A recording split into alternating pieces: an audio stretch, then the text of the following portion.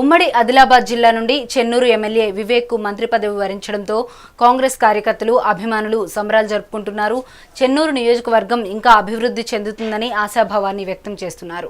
Visakha foundation ద్వారా అనేక అభివృద్ధి పనులు చేస్తున్న కాక కుటుంబానికి చెందిన వివేక్ మంత్రి అవడంతో చెన్నూరు నియోజకవర్గ ప్రజలు సీఎంకు ధన్యవాదాలు తెలుపుతున్నారు. ఇక ఇదే అంశానికి సంబంధించిన మరింత సమాచారం మా ప్రతినిధి శ్యామ్ అందిస్తారు.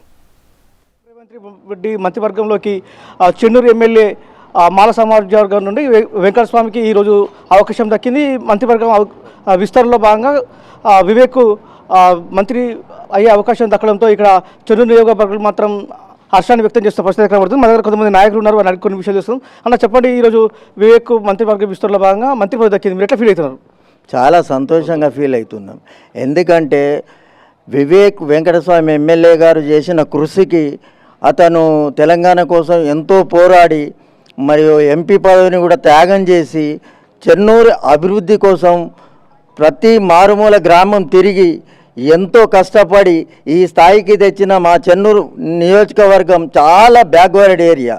అందుకోసమని చెన్నూరు ఎమ్మెల్యే వివేక్ వెంకటస్వామి గారికి అధిష్టానం గుర్తించి చాలా ఎన్నో ఒడిదొడుకులతోనైనా కూడా ఎంతోమంది వివేక్ వెంకటస్వామిని ఎంతోమంది ఎన్నో తీరులు అన్నా కూడా అది లెక్క చేయకుండా తన పని తను చేసుకుంటూ చెన్నూరు అభివృద్ధి కోసము, మారుమూల గ్రామాల అభివృద్ధి కోసం, తాగునీటి కోసం, పిల్లగండ్ల బడిల బెంచీల గురించి ఎన్నో వైద్య విద్య ఆరోగ్య అన్నింటికి కృషి చేస్తూ ముందుకు నడుస్తున్నాడు.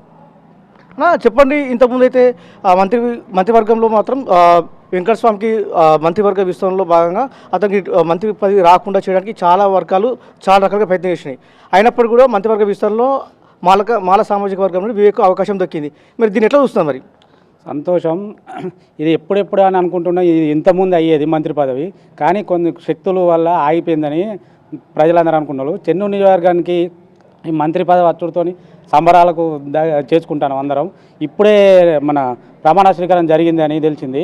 ఇప్పుడు ఇది కొంచెం టైంలో పెద్ద ఎత్తున సంబరాలు చేసుకునేది ఉన్నది.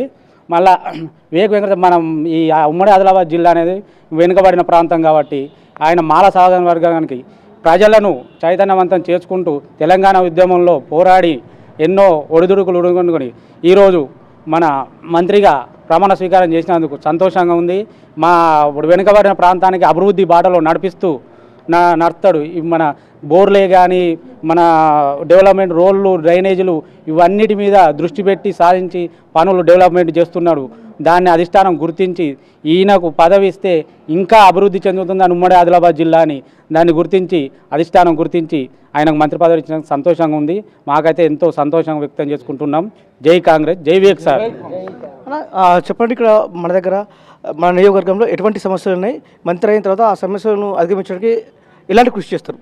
ముందుగా వివేక్ వెంకటస్వామి గారికి ప్రత్యేకమైన ధన్యవాదాలు. మినిస్టర్ అయిన తర్వాత ప్రజలు కూడా ఆనందం వ్యక్తం చేస్తున్నారు.